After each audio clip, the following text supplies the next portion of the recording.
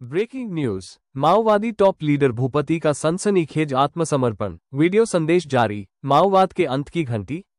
गढ़चिरौली 1 नवंबर 2025। P10 news special report. Maharashtra के नक्सल प्रभावित गढ़चिरौली जिले से एक ऐसी खबर सामने आई है जो पूरे देश में सनसनी फैला रही है। कम्युनिस्ट पार्टी ऑफ इंडिया माओवादी के पोलित ब्यूरो सदस्य और केंद्रीय समिति के वरिष्ठ नेता मल्लोजुला वेणुगोपाल राव उर्फ भूपति उर्फ सोनू उर्फ अभय ने हाल ही में महाराष्ट्र पुलिस के समक्ष आत्मसमर्पण कर दिया था। अब गढ़चिरौली पुलिस ने उनका एक वीडियो संदेश जारी किया है जिसमें वे अपने फैसले के पीछे के कारणों का खुलासा कर रहे हैं। यह वीडियो न सिर्फ माओवादी संगठन के लिए झटका है बल्कि नक्सल मुक्त भारत अभियान को नई गति देने वाला साबित हो सकता है। पुलिस के अनुसार भूपति पर केंद्र और राज्य सरकार ने कुल 6 करोड़ रुपए से अधिक का इनाम घोषित किया था। वे माओवादी संगठन के सबसे प्रभावशाली रणनीतिकारों में शुमार थे जिन्होंने दंडकारण्य क्षेत्र में 40 वर्षों से अधिक समय तक सशस्त्र संघर्ष को लीड किया। अक्टूबर 2025 में उन्होंने अपने 60 साथी कैडरों के साथ हथियार डाल दिए और मुख्यमंत्री देवेंद्र फडणवीस की मौजूदगी में आत्मसमर्पण किया। इस दौरान 54 हथियार जिसमें 7 AK-47 और 9 INSAS राइफलें शामिल थीं, पुलिस को सौंपे गए। वीडियो संदेश में क्या कहा भूपति ने? जारी वीडियो में भूपति ने माओवादी नेतृत्व पर विफलता का आरोप लगाया है। साथियों, पहले मैं आप तमाम लोगों को अभिवादन पेश करता हूं। 16 सितंबर को मैंने पहली बार हथियारबंद संघर्ष का विराम प्रकट करते हुए स्टेटमेंट जारी किया था और उसके बाद गढ़चिरौली, माड़, पूर्व बस्तर के साथियों ने भी वहां से हथियारबंद संघर्ष को छोड़ने का निर्णय पर वे लोग भी स्टेटमेंट जारी किए हैं। मैं महाराष्ट्र के गढ़चिरौली में 60 कामरेडों के साथ मेरा हथियार छोड़ दिया था, वे लोग भी हथियार छोड़े हैं। उसके बाद सैकड़ों की संख्या में साथियों ने छत्तीसगढ़ में अपने हथियार छोड़ दिए हैं। इसी बीच में भारत की कम्युनिस्ट पार्टी माओवादी के केंद्रीय कमेटी के सदस्य चंद्रन्ना तेलंगाना में पुनर्वासन के लिए आए हैं। इन तमाम साथियों को मैं अभिवादन पेश करता हूं। हम इस देश में लंबे समय से, कई वर्षों से काम करते आ रहे हैं। इसमें कई साथियों को हम खो गए हैं। आज हम बाहर आने का मतलब ये है कि बदल रहे परिस्थितियों का एक संकेत होता है। इसलिए आज हम हथियारबंद संघर्ष को छोड़कर जनता के बीच में आए हैं और जनता के बीच में ही काम करने का निर्णय लिए हैं। हम जिस साथियों को खो गए हैं उन साथियों के चलते हम ये बदलावों का समझना जरूरी है। आज भी देश में कई साथी इलाकावार सत्ता को अपनाने के लिए उस रास्ते पे हथियारबंद संघर्ष में डटे हुए हैं और ये तो हम समझना है कि इस रास्ता पर चलते हुए ही हम जनता से दूर हुए हैं। ये उस रास्ता की विफलता को दर्शाता है, लेकिन हमारा सीसी तमाम बदलावों को पहचान रही है, लेकिन हमारे संघर्ष पर बदलाव लाने के लिए तैयार नहीं है।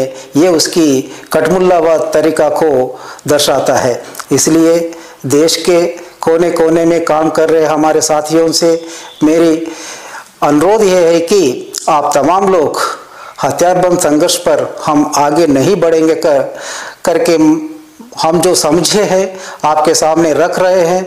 इस पर आप लोग भी निर्णय लेकर हथियार छोड़कर जनता के बीच में आकर काम करने के लिए मैं विनती कर रहा हूं। हम हथियार छोड़ने पर कुछ लोगों ने हमें निंदा करते हुए अलग अलग प्रकार का दुष्प्रचार कर रहा है। गद्दार, नहीं तो कोवर्ट, ऐसा शब्दों का प्रयोग करते हुए निंदा कर रहा है। इसका मैं सरासर खंडन करता हूं। मेरे से पहले कमल रूपेश ने भी बहुत विस्तार से इस पर बात किए हैं, इसलिए मैं दोबारा उसमें जाना नहीं चाहता हूं। आज परिस्थितियां बदल गया है, इसलिए मैं आप तमाम साथियों से अनुरोध कर रहा हूं कि आप हथियार छोड़कर जनता के बीच में आइए। कानून के तौर पर हम जनता के बीच में रहते हुए काम करेंगे। और इसी अवसर पर मैं तमाम देश के बुद्धिजीवियों और जनवादी प्रेमियों और मुख्य रूप से आदिवासी हितैषियों से अनुरोध कर रहा हूं कि हम जो निर्णय लिए हैं इस निर्णय को आप समझिए और हमारा समर्थन कीजिए। जिन लोगों ने हथियार छोड़कर आने के लिए तैयार है, जिन लोगों ने जनता के बीच में काम करने के लिए तैयार है, आप लोग मेरे संपर्क करने के लिए ये नंबर मैं बता रहा हूँ। इस नंबर पर कांटेक्ट करने से हम आपका राय जान सकते हैं, आप आ सकते हैं। नंबर है 8850385333 और एक बार मैं दोहरा रहा हूँ 8850385333 और इसके साथों साथ आप रुपेश का नंबर पर भी आपका राय बता सकते हैं और आ सकते हैं। आने के लिए ही मैं अनुरोध कर रहा हूं, इसलिए रुपेश का भी नंबर मैं दे रहा हूं।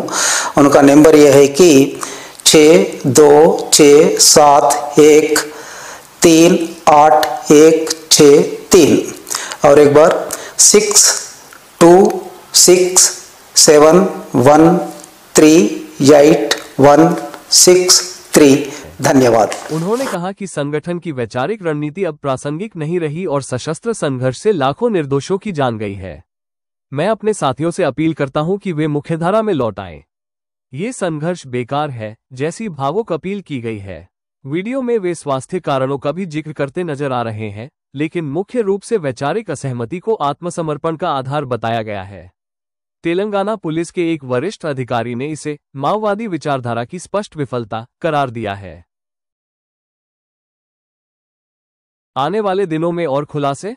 गढ़चिरौली पुलिस ने स्पष्ट किया है कि भूपति का अगला वीडियो संदेश और अन्य कैडरों के साथ संवाद शीघ्र जारी किया जाएगा। सूत्रों के मुताबिक यह आत्मसमर्पण माड़ डिवीजन जैसे माओवादी गिरोह में दरार पैदा कर सकता है। अबूझमाड़ और छत्तीसगढ़ तेलंगाना सीमावर्ती क्षेत्रों में नक्सली गतिविधियां पहले ही कमजोर हो चुकी है और यह घटना उन्हें और कमजोर कर देगी। P10 न्यूज इस घटना पर नजर रखे हुए है। क्या यह नक्सलवाद के खात्मे की दिशा में मील का पत्थर साबित होगा?